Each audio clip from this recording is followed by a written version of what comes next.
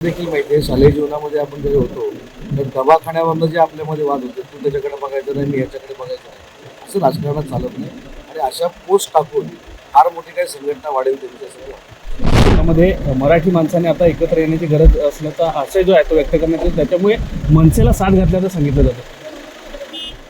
नाही साथ ती कोणालाही घ्यायची मराठीचा मुद्दा धरायचा सोडायचा हिंदुत्वाचा मुद्दा धरायचा सोडायचा अशा नाही काही राजकारण होत नाही.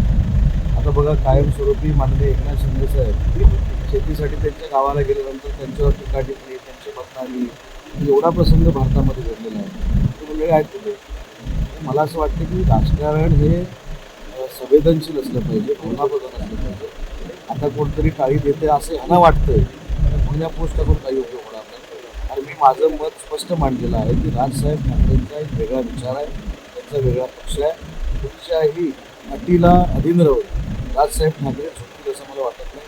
आणि अट काय शिंदेसाहेबांबरोबर बोलायचं नाही अट काय देवेंद्रजींबरोबर बोलायचं नाही. म्हणजे आपल्याला देखील माहिती आहे शालेय जीवनामध्ये आपण जेव्हा होतो तर दवाखान्यावरनं जे आपल्यामध्ये वाद होते तू त्याच्याकडे बघायचं नाही मी याच्याकडे बघायचं नाही असं राजकारणात चालत नाही आणि अशा पोस्ट टाकून फार मोठी काही संघटना वाढेल त्यांची असं मला वाटतं. जगातील सर्वात अकार्यक्षम पोलीस हे महाराष्ट्र पोलीस असल्याचं संजय गायकवाडनी आज तर वक्तव्य या मताशी आम्ही कोणी सहमत नाही.